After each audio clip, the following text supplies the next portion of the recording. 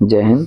ये पॉलिटी का previous question और चीज़ों को यहाँ पे केवल हम टिक लगा के नहीं पढ़ेंगे, चीज़ों को समझते हुए को रिलेट करते हुए आगे बढ़ेंगे ताकि आपको लंबे समय तक याद रहे। ठीक है, देखिएगा क्वेश्चन जो बोला गया है कि राज्यसभा किसके द्वारा भंग किया जा सकता है। केवल केवल टिक लगा देंगे नए बच्चों को तो बहुत अच्छा लगेगा, वाह क्या मजा है, बट कुछ फायदा नहीं होने जाना उस तरीके से। हम बात करते हैं राज्यसभा और एक है क्या होता है लोकसभा। संसद जो हमारा होता है हम चर्चा करेंगे ताकि हम आपको रिवीजन हो जाए। संसद जो होती है ना, किस किस से मिल करके बनती है, एक होती है लोकसभा और एक होती है राज्यसभा और दूसरा है प्रेसिडेंट राष्ट्रपति। प्रेसिडेंट की चर्चा जो किया गया है आर्टिकल 52 में कि भारत का एक राष्ट्रपति होगा। संसद की अगर हम बात कर देते हैं तो आर्टिकल 79 में इसका चर्चा किया गया है। ठीक है, ठीक है। अगर हम बात कर देते हैं तो आर्टिकल, ये लोकसभा की बात कर देते हैं और ये राज्यसभा की बात कर देते हैं। तो देखिएगा राज्यसभा की बात कर देते हैं तो राज्यसभा का चर्चा आर्टिकल 80 में किया गया है और लोकसभा का चर्चा आपको 81 में किया गया है। सब याद हो गया कि नहीं। और ये राष्ट्रपति का चर्चा आर्टिकल 52 में किया गया है। संसद का चर्चा आर्टिकल 79 में किया गया है। एक ट्रिक हम बता देते हैं, अगर बार बार कंफ्यूजन करते हैं तो सरल याद रखिएगा। सरल को कहां से 79 से स्टार्ट कीजिएगा, 79, 80 और 81 याद हो गया ना। स से संसद आर्टिकल 79 में, र से राज्यसभा आर्टिकल 80 में, ल से लोकसभा आर्टिकल 81 में। ठीक है, कुछ ये सब फायदे करते हैं, ऐसा नहीं है कि फायदा नहीं करता है। तो ये तो हो गया। चलिए हम बात करते हैं अब आपको ये कि ये राज्यसभा का गठन आखिर कब किया गया था। कब ना कभी तो गठन किया गया होगा ना। तो कहिए कि हाँ गठन तो किया गया था। तो देखिएगा गठन की बात कर देते हैं, पहले राज्यसभा की चर्चा कर लेते हैं क्योंकि पहले इसका गठन किया गया था। कब? तो 3 अप्रैल को गठन किया गया था। कब? तो कहेंगे 3 अप्रैल 1952 को गठन किया गया था। ये डेट पूछा जाता है दोस्त, तो इसको डेट को आपको याद रखना पड़ेगा। अच्छा, डेट पूछा जाता है तो लोकसभा का भी तो भी जो पूछेगा ना, तो हाँ बिल्कुल पूछेगा। तो इसको जो गठन किया गया था तो कहेंगे 17 अप्रैल को गठन किया गया था। अच्छा, ये 17 अप्रैल और कब? तो 17 अप्रैल 1952 ईस्वी को इसको गठन किया गया था। ठीक है। अच्छा, 1952 जब हम पढ़ रहे हैं तो एक चीज हमें दिमाग में एक चीज आ रहा है कि 1951-52 के आसपास में ही तो भारत में प्रथम आम चुनाव हुए थे। तो हाँ बिल्कुल सही पकड़ रहे हैं, 1951-52 में ही क्या होते हैं कि भारत में प्रथम बार आम चुनाव होते हैं जिसमें से कांग्रेस अपनी सरकार बनाती है और और ये पंडित जवाहरलाल नेहरू प्रधानमंत्री बनते हैं।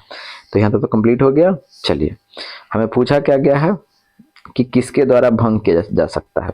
अब हम मुद्दे की बात कर देते हैं। ठीक है, देखिएगा लोकसभा की अगर हम बात कर देते हैं तो लोकसभा जो होता है इसको प्रधानमंत्री के सिफारिश पर, किसके सिफारिश पर? तो कहे कि प्रधानमंत्री सिफारिश करेंगे और राष्ट्रपति जो होंगे इसको लपेट देंगे। किसको लपेट देंगे? तो इसको लपेट देंगे, लोकसभा को लपेट देंगे। ठीक है, सिफारिश कौन करेंगे? तो प्रधानमंत्री, और राष्ट्रपति इसको क्या करेंगे? लपेट देंगे। ठीक है, चलिए किसको? लोकसभा को। क्या राज्यसभा को ऐसा किया जा सकता है? तो कहिए कि नहीं, राज्यसभा को ऐसा कभी नहीं किया जा सकता है, इसे भंग नहीं किया जा सकता है। ठीक है। अच्छा, एक बात तो मामला तो समझ में आ गया कि ठीक है। अब हम ऑप्शन पर चलें तो चलिए बिल्कुल चलिए। तो पूछा क्या गया है कि राज्यसभा किसके द्वारा भंग किया जा सकता है। तो लोकसभा के द्वारा भंग किया जा सकता है? नहीं, हमने चर्चा किया कि किसी के द्वारा नहीं, राष्ट्रपति के द्वारा नहीं। राष्ट्रपति जो भंग करेंगे लोकसभा को भंग करेंगे, राज्यसभा को नहीं। समझ में आ गया? संवैधानिक संशोधन इनमें से कोई नहीं। Option number 4। ठीक है, कोई दिक्कत तो नहीं होना चाहिए। चलिए आगे क्या बोला गया है कि राज्य के राज्यपाल अपने कार्य हेतु उत्तरदायी हैं। अब देखिएगा ये सब चीज ना थोड़ा सा आपको हम अंदर तक घुसा करके पढ़ाएंगे ताकि आपको रिवीजन होते चले, भूलिए नहीं। जितना ज्यादा मैक्सिमम रिवीजन होगा ना। अब देखिएगा हम बात कर देते हैं राज्यपाल की। तो सबसे पहले जैसे ही राज्यपाल आया दिमाग में आपको खटकना चाहिए कि एक कॉन्स्टिट्यूशनल अमेंडमेंट होता है। कब की बात कर रहे हैं? तो हम बात कर रहे हैं 1956 की बात कर रहे हैं। कौन सा? तो कहेंगे 7वां कॉन्स्टिट्यूशनल अमेंडमेंट होता है। अच्छा, ये 7वां कॉन्स्टिट्यूशनल अमेंडमेंट 1956 में होता है। इसमें चर्चा क्या किया गया था दोस्त? तो चर्चा ये किया गया था ना कि एक व्यक्ति जो होंगे, कोई भी एक व्यक्ति है, ठीक है। अब ये एज एक जो व्यक्ति हैं ये जो होंगे ना, ये एक व्यक्ति, ये एक से अधिक जगह के राज्यपाल क्या हो सकते हैं, ये रह सकते हैं। या तो यहाँ का इनको बना दीजिए या यहाँ का बना दीजिए, या आपको दोनों जगह का कह दीजिए कि तुम्हारे क्षेत्र में दोनों है।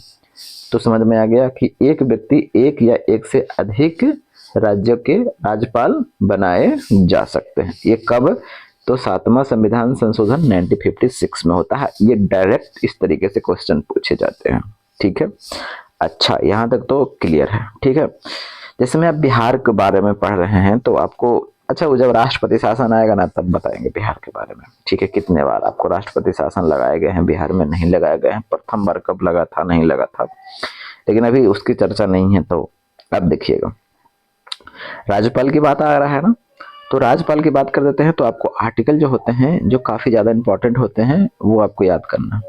आर्टिकल 153 की अगर हम बात कर देते हैं, और एक होता है 154 और एक होता है 155। ठीक है, ये है तो बहुत सारे, बट सभी हमें याद नहीं करना है। ठीक है, कितना आर्टिकल याद कीजिएगा, और केवल पॉलिटी थोड़े नहीं पढ़ना, सब कुछ तो पढ़ना है ना। देखिए आर्टिकल 153 में चर्चा किया गया है कि राज्य का एक राज्यपाल होगा। क्या होगा दोस्त? तो कहिए कि राज्य का एक राज्यपाल होगा। अच्छा, ये राज्यपाल जो होगा ना, कार्यपालिका के क्या होगा? तो कहिए कि प्रमुख होगा। कौन होगा? तो कार्यपालिका प्रमुख कौन होगा? तो ये राज्यपाल होगा। अच्छा, सही बात है। अब ये जो हो गए आर्टिकल 155 के तहत में इसकी नियुक्ति करेंगे, तो इसकी नियुक्ति कौन किया जाएगा, किसके द्वारा किया जाता है? इसकी तो नियुक्ति जो करेंगे राष्ट्रपति। ठीक है, कौन करेंगे? राष्ट्रपति करेंगे। अब इसकी नियुक्ति जो किया जाता है राज्यपाल को, कितने वर्षों के लिए? 5 वर्षों के लिए नियुक्त किया जाता है। लेकिन अगर राष्ट्रपति का मन फिरा कि ना भैया इसको नहीं रखना है, हटा दो यार, ये हमारे मन के अनुकूल काम नहीं कर रहा है, या जो भी उनका मन करे, ठीक है, मन किया कि हमको हटा देना है इनको, तो वो हटा देंगे। 5 साल के पहले भी हटा देंगे। मन किया कि आज राष्ट्रपति इनको नियुक्त किए, कल मन किया कि इसको हटा दे, तो हटा देंगे। ऐसा नहीं कि नहीं हटा देता, हटा देंगे। मन किया कि परसों हटा देते तो हटा देंगे इनको। मन किया कि 5 साल हो गया था और तो अगले वर्ष के लिए भी आओ कर देंगे, यानी 5 साल के लिए और कर देंगे। अब तो मामला समझ में आ गया कि राज्यपाल की नियुक्ति कौन करते हैं? राष्ट्रपति। तो इसका कहने का मतलब क्या हो गया कि 5 साल फिक्स है। तो देखिएगा ये जो है ये राष्ट्रपति के ऊपर डिपेंड करता है कि उनको 5 साल रहने देंगे कि नहीं देंगे। ठीक है, तो कह सकते ना है कि प्रसाद पर्यंत है इनका पद। ठीक है, आगे समझ में? चलिए अब देखते हैं, राज्य के राज्यपाल अपने कार्य हेतु उत्तरदायी होते हैं।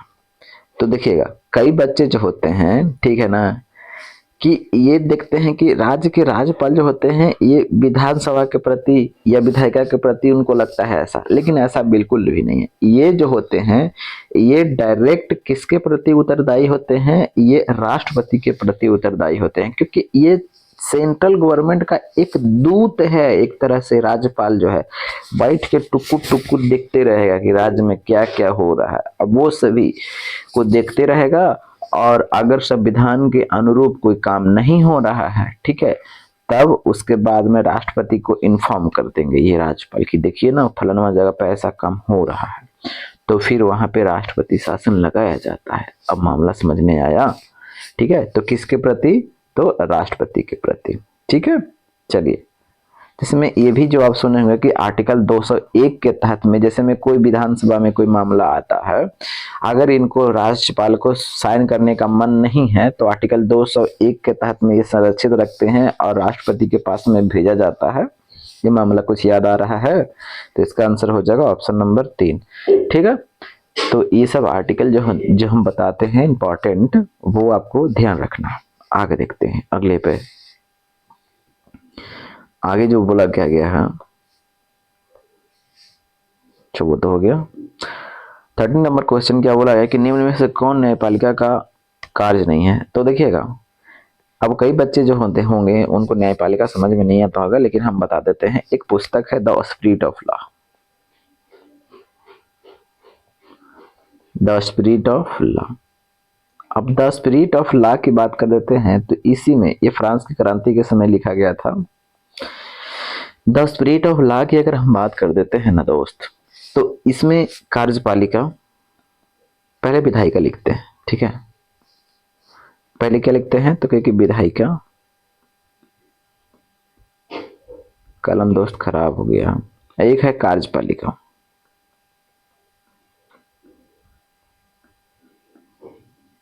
और एक है क्या दोस्त, तो कहेगी न्यायपालिका। अब देखिएगा भाई, विधायिका होती क्या है, तो विधायिका होती ना है, ये नियम बनाने का काम करती है, ठीक है। जैसे में अभी यूजीसी का मामला जो चल रहा है, ठीक है, बहुत सारे जीएसटी में बड़ी तरह की चीजें हुआ है अभी, कहीं ना कि नियम बनाने का काम, देश में क्या होना चाहिए, नहीं होना चाहिए, क्या होना चाहिए, इसे करना चाहिए, वैसे करना चाहिए, सब काम किसका है, विधायिका का काम है।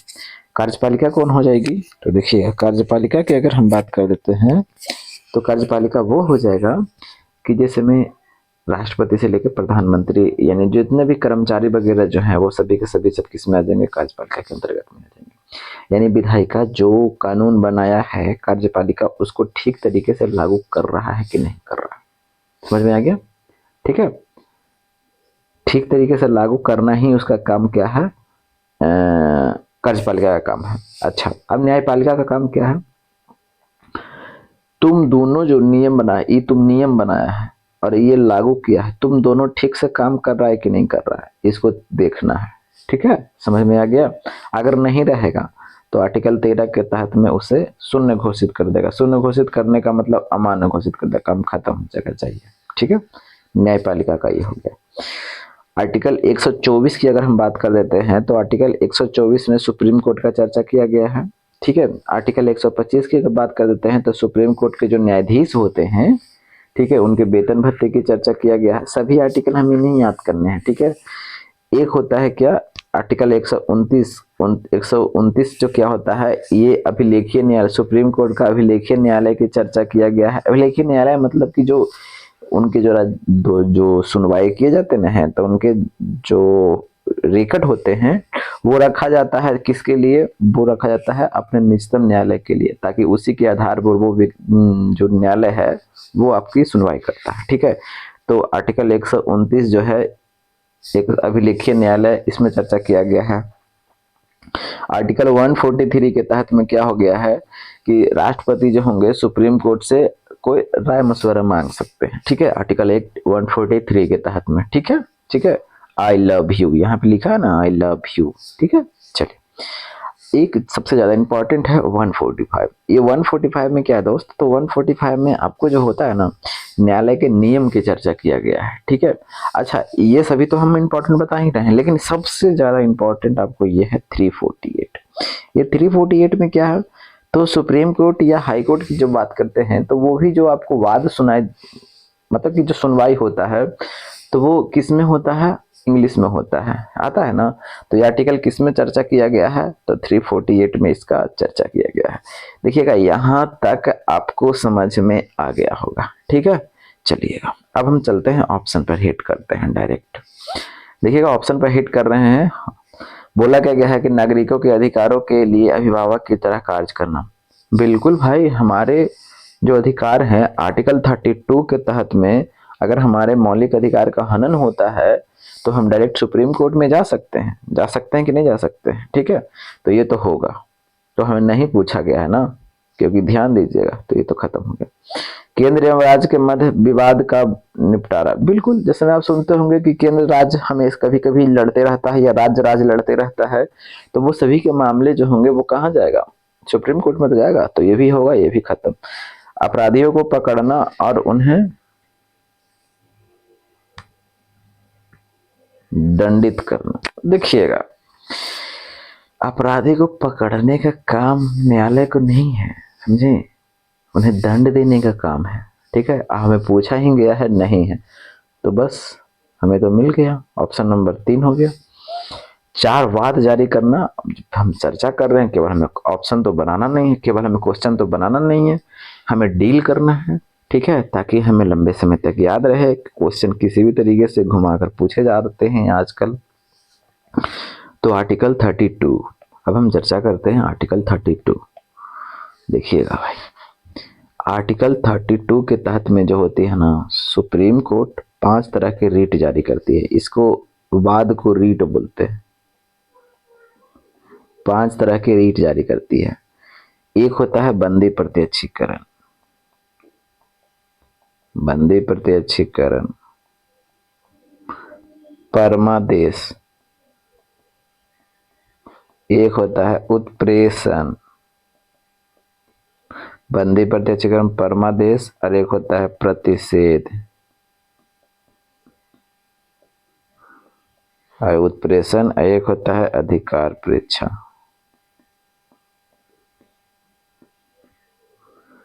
हम सभी चीज की चर्चा यहाँ पे करेंगे। बंदी प्रत्यक्षीकरण, किसी भी व्यक्ति को अगर अरेस्ट किया जाता है तो उसे 24 घंटे के अंदर किसी भी आपको न्यायालय में उसे पेश करना एकदम अनिवार्य है। समझ में आ गया? 24 घंटा के अंदर उसे किसी भी न्यायालय में पेश करना एकदम अनिवार्य है, और वो भी सशरीर, शरीर के साथ में। समझ में आ गया? ये होता है बंदी प्रत्यक्षीकरण। समझ गए?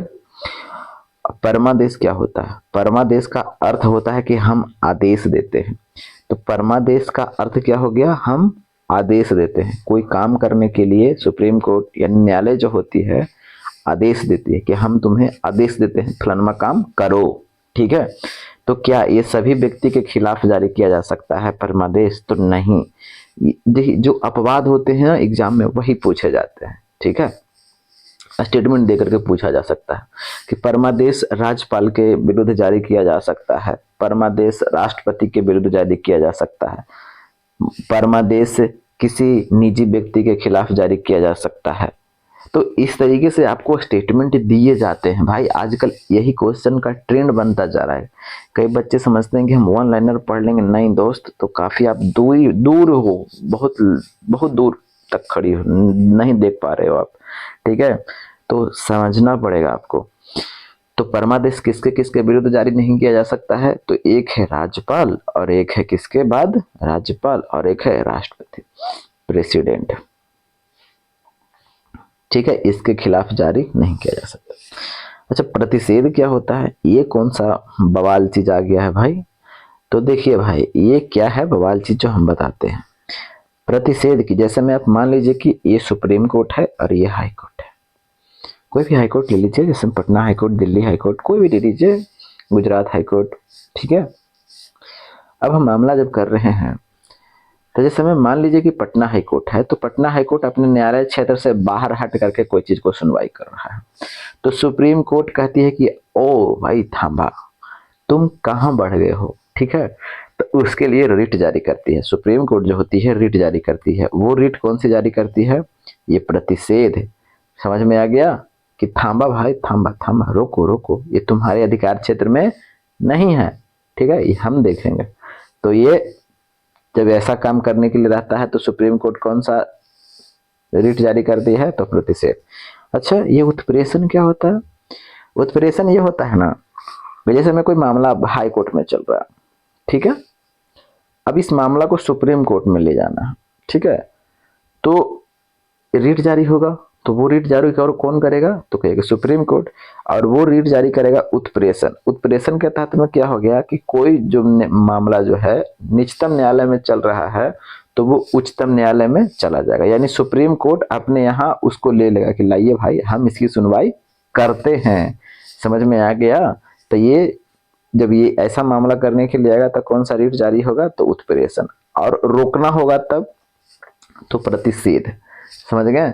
चलिए, अब यहाँ पे पूछा जाता है कि ये दोनों प्रतिषेध और उत्प्रेषण जो है सिर्फ और सिर्फ न्यायालय के विरुद्ध ही जारी किया जा सकता है। यानी अपने निचतम न्यायालय के विरुद्ध ही जारी किया जा सकता है, ना ही कोई सरकार के खिलाफ और ना ही कोई निजी व्यक्ति के खिलाफ ये जारी नहीं किया जा सकता है। ठीक है? और ये इस बार के दरोगा में पूछा गया है। खैर इतना अंदर तो डीप लेवल नहीं घुस करके पूछा कि किसके खिलाफ जारी किया जा सकता है। ठीक है? लेकिन आने वाला समय में खतरे की घंटी जरूर बज रही है। ठीक है? क्योंकि यहाँ तक पूछा गया है कि बंदी प्रत्यक्षीकरण का अर्थ क्या होता है, परमादेश का अर्थ क्या, ऐसे मिलान करने के लिए दिए हुए था। ठीक है? तो सोच करके आपको हम बता रहे हैं कि यहाँ तक जरूर पहुंच सकता है। ठीक है? अच्छा, तो ये प्रतिषेध और उत्प्रेषण जो है किसके खिलाफ? सिर्फ और सिर्फ तो न्यायालय के विरुद्ध। क्या निजी व्यक्ति के खिलाफ जारी किया जा सकता है प्रतिषेध या उत्प्रेषण? तो कि नहीं, बिल्कुल नहीं। ठीक है?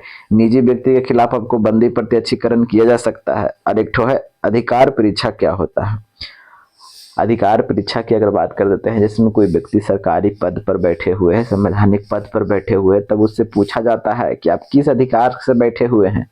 ठीक है ना, आपको अपॉइंटमेंट मिला है कि नहीं, कैसे यहाँ बैठ गए हैं। ठीक है, चलिए यहाँ तक तो समझ में आ गया। तो सुप्रीम कोर्ट जो है आर्टिकल 32 के तहत में ये 5 प्रकार के रिट जारी करती है, और ऐसा ही रिट जारी करती है आर्टिकल 226 के तहत में कौन, हाई कोर्ट। कौन, हाई कोर्ट जारी करती है। तो इस तरीके से आपको ध्यान रखना है। आगे बढ़े, चलिए। तो इस तरीके से पढ़िएगा दोस्त, तो आपको फायदा करेगा। बड़ा पढ़ने के लिए तो बहुत पढ़ रहे हैं, बतेरे लोग पढ़ रहे हैं। चलिए देखते हैं, आगे बढ़ते हैं।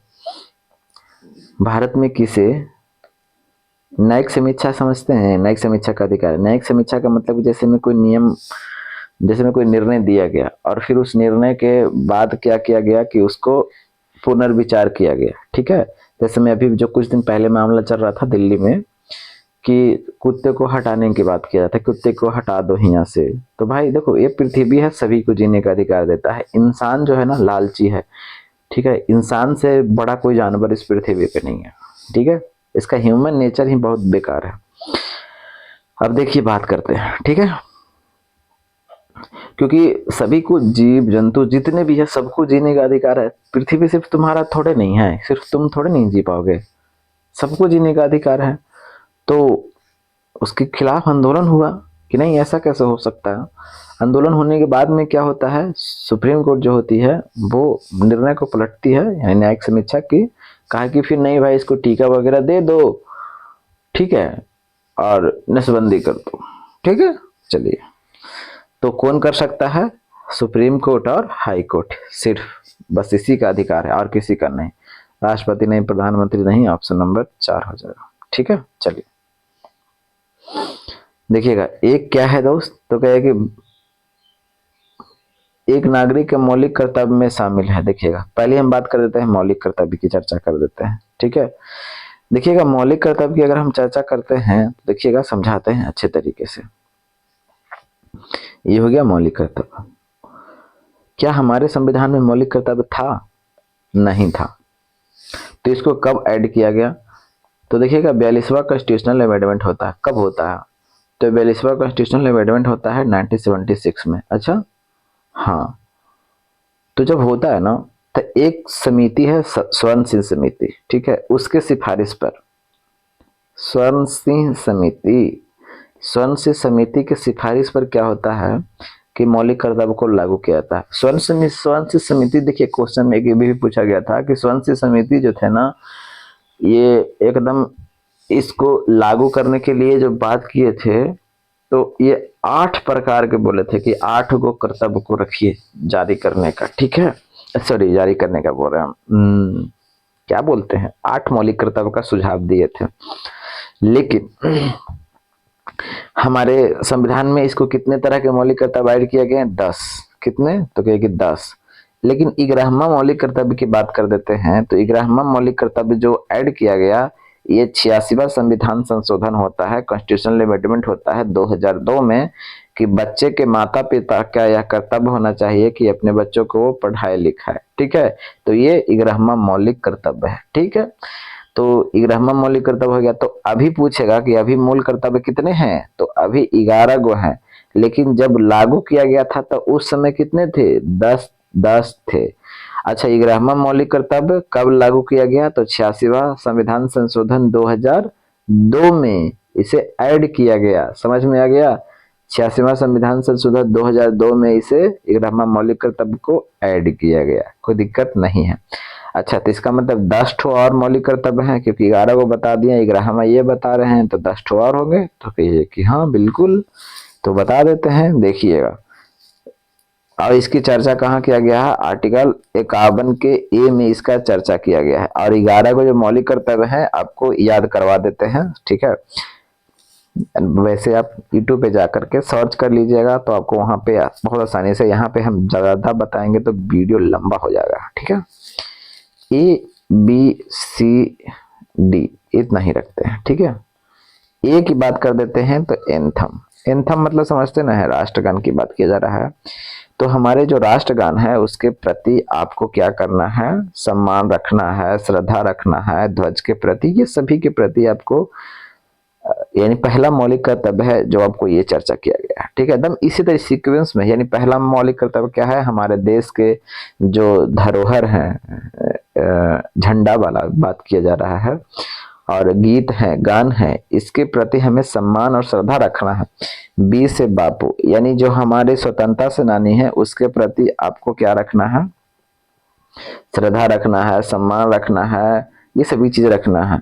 सी से संप्रभुता, यानी हमारे देश की एकता, अखंडता और संप्रभुता को बनाए रखना है।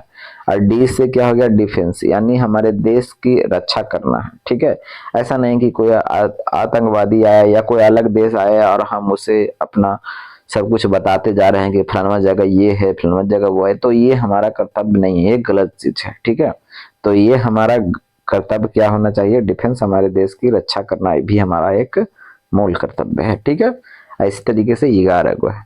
चलिए ऑप्शन पर चलते हैं, हम डायरेक्ट हिट करते हैं। बोला क्या क्या है,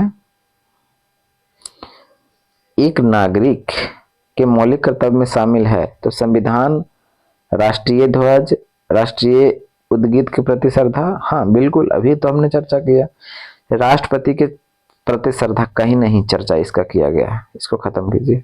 सरकार के प्रति श्रद्धा, ये भी कहीं नहीं है। तो जब यही दोनों खड़ गए तो इनमें से सभी तो हो नहीं सकता है, तो ऑप्शन नंबर क्या हो जाएगा, ए हो जाएगा। ठीक है, तो देखिएगा क्वेश्चन का लेवल अब बढ़ता जा रहा है, तो तरीके से पढ़िए। ठीक है, ताकि आप देख ही रहे स्टेटमेंट वाइज कितने तरीके से क्वेश्चन पूछे जा रहे हैं। तो जय हिंद, जय भारत, वंदे मातरम, इनकलाब जिंदाबाद।